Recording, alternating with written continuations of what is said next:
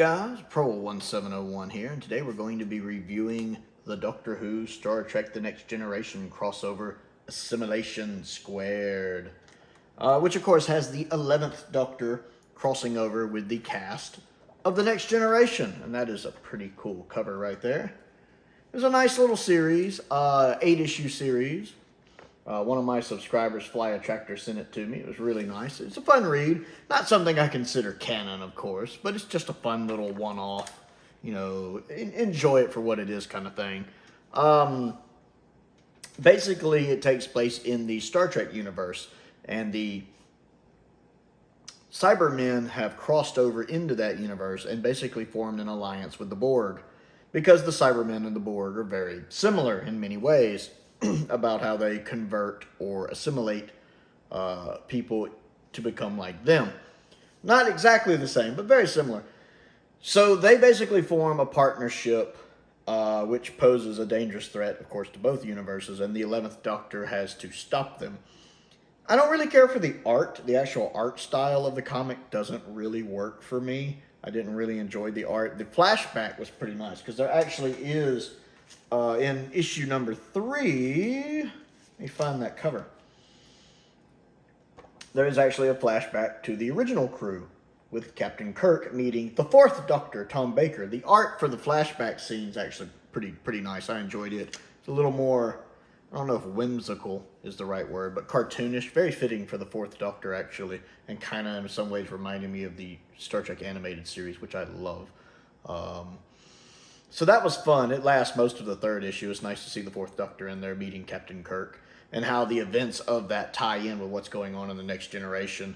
And of course, there's actually a point where the Cybermen basically turn on the Borg, because they eventually find them inferior, and the Doctor and the Next Generation crew have to team up with the Borg to stop the Cybermen toward the end. It's a fun little read.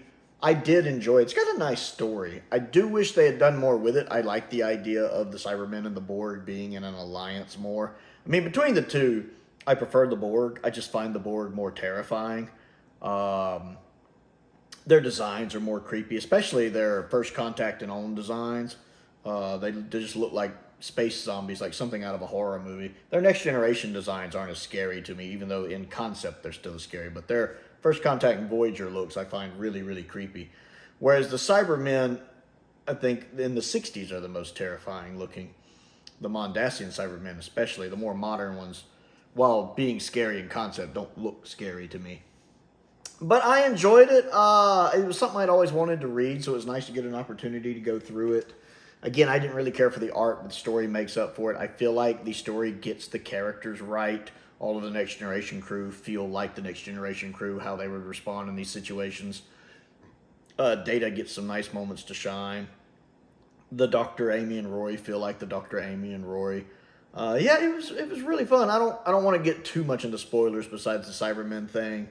But I just wanted to kind of do a quick review of it, and just to say that I did enjoy it. I thought it was a nice little fun read. If you're a fan of Star Trek and you're a fan of Doctor Who, it's a nice little crossover. And you not only get the 11th Doctor with the Next Generation crew, but for one issue you do kind of get the original crew with the 4th Doctor, which is really nice. So, Star Trek. And Star Trek The Next Generation and Doctor Who, Assimilation2. Have you read it? What do you think of it? What do you even think of the concept of Doctor Who crossing over with other shows like that? Comment down below and let me know. I want to give a shout out to the Flyattractor. I appreciate him sending that. He's been a huge supporter of the channel and is also one of my patrons. Don't forget to click the like button and the subscribe button. That helps me out, and I certainly appreciate it. We are over 1,000 subscribers now, so I appreciate each and every one of you.